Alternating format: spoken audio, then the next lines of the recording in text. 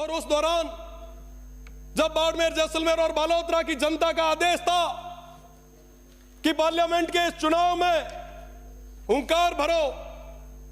इन 22 लाख लोगों का नेतृत्व करो, इनका आशीर्वाद तुम्हारे साथ है, और जब लड़ने के लिए आगे आए, जब उस समय नॉमिनेशन भरा और जैसे ही घर पहुंचे तो कई सारे ऐसे पत्र हमें मिले। इन पत्रों में क्या है कि साहब, इनकम टैक्स का डिपार्टमेंट का ये लेटर आया है, 4-5 और भी डिपार्टमेंट्स के लेटर आए। मैं निश्चित रूप से पूरी जिम्मेदारी के साथ कह सकता हूं, हमारे प्रदेश के मुखिया जी और तमाम लोगों को इस चीज का पता भी नहीं होगा कि ऐसी चीजें हुई है, पर जो पीछे बैठे हुए लोग हैं वो ऐसे षड्यंत्र रचते हैं जिससे कि सरकार की एक बुरी इमेज, एक गलत छवि कहीं ना कहीं बने। तो मेरा तो निवेदन है, यहां पे संसदीय कार्य मंत्री जी भी विराजे हैं, माननीय मंत्री जी भी विराजे हैं, कि ऐसी छवि नहीं बननी चाहिए।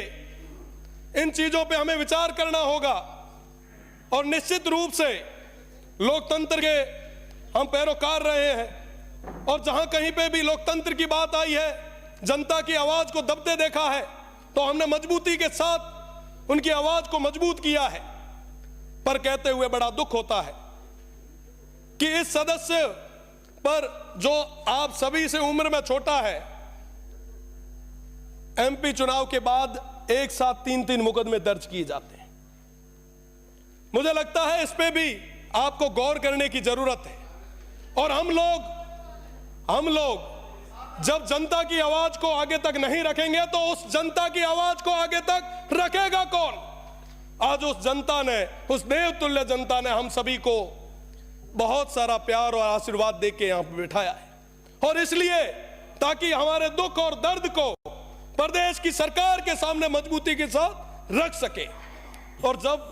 यहां पे उस दुख और दर्द को रखा जाता है तो कई सारे जो पीछे बैठे हुए लोग हैं, मैं कह सकता हूं, बड़े दावे के साथ कह सकता हूं, हमारे जो नेता हैं, हमारे जो लोग हैं, उनको इस चीज की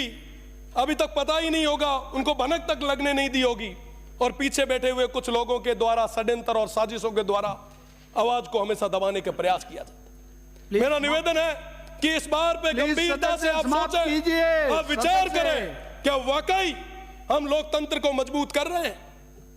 निश्चित रूप से लोकतंत्र को मजबूत करने के लिए छात्र संघ जैसे चुनाव भी होने चाहिए ताकि हमारी नई पीढ़ी भी आगे आए। मैं पुनः सभापति महोदय को बहुत बहुत धन्यवाद देता हूं और निवेदन भी करता हूं कि हमारे जो लोकतंत्र के सेनानी थे उनको पूरी सुविधाएं मिले, निश्चित रूप से उनको याद किया जाए, हर स्कूल में उनको पढ़ाया जाए ताकि पता चले कि साहब वो हमारे लिए लड़े थे।